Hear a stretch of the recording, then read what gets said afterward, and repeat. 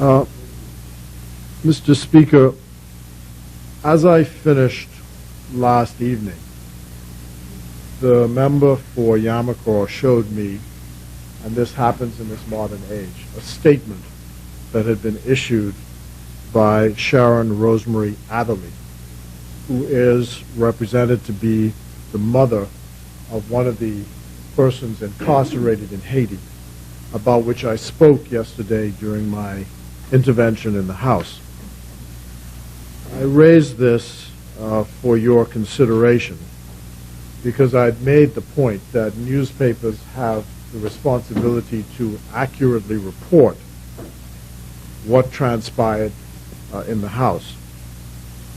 I do not take issue with her comments with regard to my performance as minister. I think all of that is fair comment, whether she agrees or does not agree. But what I do take issue with is if there is an inaccurate report of what I said. I believe if people remember what I said, I did not take issue with Ms. Adderley or the Adderley family.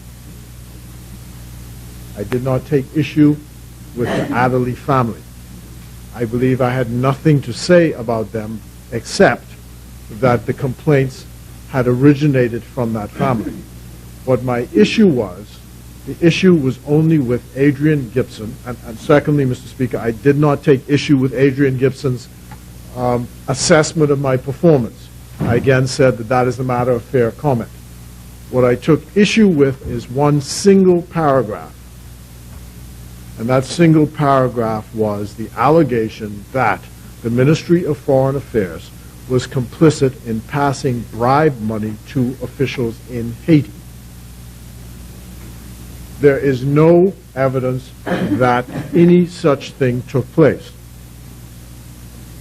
And no official knows, connected with the Ministry of Foreign Affairs, what this man is talking about. That's the issue I took. Having said that, I also said that if you look at the emails which appeared in the column, it is clear that the allegation that is being made that the Ministry of Foreign Affairs or the Minister of Foreign Affairs did not perform his duty is in fact incorrect, because the emails themselves show that I was discharging my duty. Every time I got an inquiry or request, the request was answered and the officials were dealing with it. So I said that was false.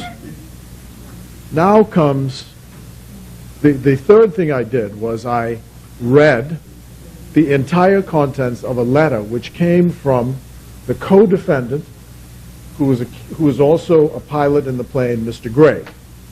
I read extensively into the record their disagreement with what had been asserted in the article. So again, I had nothing to say about the Adderley family. Nothing to say. These people are grieving for their son, and that's not a matter I want to get involved in.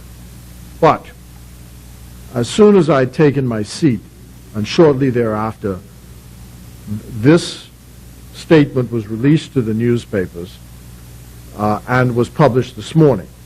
And the Tribune sat here and should have known that this was incorrect. And I'll just read the material paragraphs. As we sat here in Long Island listening to Mr. Mitchell's contribution in the House today, our mouths hit the floor. We are of the view that the Ministry of Foreign Affairs did very little to help our son. Mr. Mitchell ignored my pleas and sent me from one person to another who didn't respond. As I begged for help for my son, I begged them to take medical supplies to him. Mr. Mitchell could now talk, but where was his voice when we needed him? As I say, the email trail shows that I responded at every point to any request.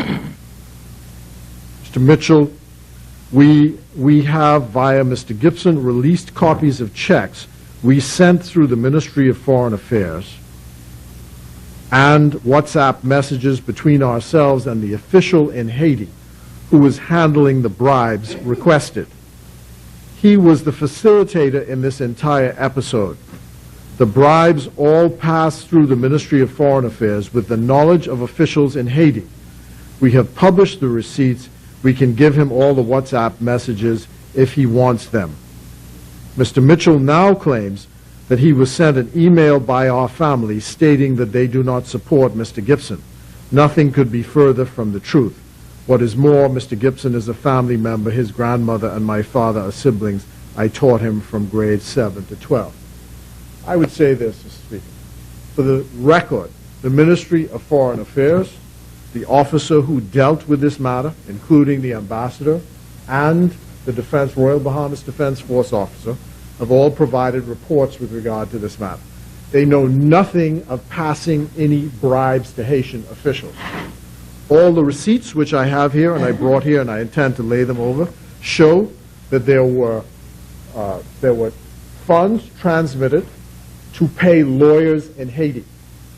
That's it. The lawyers came, they signed for it, it's all there, it's all receipted. The other receipts show that monies were spent for their personal effects, sometimes buying food. That's all the records show here. What I think people have to be careful of, though, is saying out of their own mouths that they were complicit in paying bribes to Haitian officials, because that, on the face of it, discloses an offense on their part. And I wonder if their advisors have not advised them to be very careful how you make those kinds of assertions. But it's my responsibility to say on behalf of the ministry, as far as I'm advised, there is no record of any payment of any bribes. What we know is monies came in, they were collected by attorneys, and the monies were passed on. The records show that. The records will also show that the RBD officer sometimes used his personal money to assist. Haiti is a very difficult country to commute to from Port-au-Prince to where these people were imprisoned. It's sometimes a 6-hour drive. And so, and not on very good roads. And what I try to say is people think that that the Ministry of Foreign Affairs has the responsibility when it offers consular services, has the responsibility to find the lawyer, pay the lawyer, hold your hand, all sorts of things. What the ministry has a responsibility to do is to make sure that, to the extent that they can, to work with the officials, that your family is in touch with you, that you're not abused as far as we can tell, and that you are not left alone, so to speak.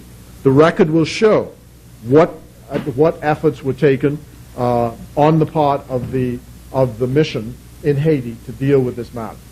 And what I said is, when I put in evidence yesterday, Mr. Gray's letter, they disagree with this version of the facts. Not me. You don't have to take my word for it. I'm saying the co-defendant disagrees with that version of the facts. And the unfortunate thing about this now is, having put this in the public domain, are they also saying that the other man was involved in passing bribes to Bahamian officials? One has to be really careful about the things you assert and say. Really careful. That's irresponsible. It's entirely irresponsible. And, sir, to say this, we call upon Fred Mitchell to conduct a proper investigation into my son's death rather than twisting and mischaracterizing the circumstances and the efforts of my cousin and former student, Mr. Gibson. That's fair. The request was made to us for the investigation. The diplomatic notes will reflect that we have sent diplomatic notes to the government of Haiti asking for the investigation to be carried out. In fact, the officer who was responsible is now stationed back in the Bahamas, indicates his own view that perhaps some negligence on the part of Haitian officials was involved in this. But that can only be speculation, and I don't want to even go in that direction. But part of it also is the officer reports that when he requested of the family, do you want the Haitian authorities to do an autopsy in Haiti, they refused. So the body was facilitated, the remains, mortal remains, came back to the Bahamas without an autopsy being performed in Haiti, I am advised. Can I also say about the prosecutorial system of the two countries that we have these problems with? One is Panama, the other is Haiti. They all operate under the Napoleonic Code and the civil law system. And under their system, once a prosecutor arrests you, that prosecutor can hold you until his investigation is finished. And there's no rule which says, I'm advised, like in this country, that you're to be brought before a court in 48 hours. That doesn't exist in those systems. And so we find people who are arrested in Panama, and they're sending notes all the time. You must get me out. You must do this, and so on and so forth. Nothing is happening, so on and so forth. What we do, our responsibility is to find counsel for you and to see that that counsel engages with the systems that you're in. In this case, the detention was over a protracted period. There were a number of court cases and a number of lawyers. That's what I'm advised. So I wanted to be sure that that was put on the record. I lay it over for your consideration at this point, and say that I again express my deep regret at the death of her son. I express my deep regret.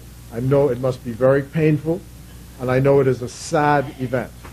But I do not think, I say again, I do not think that that should extend to besmirching the efforts of the Ministry of Foreign Affairs and the officers so involved. At an appropriate time, when I organize the documents, I will lay them all over for the consideration of the House. I thank you. Thank you.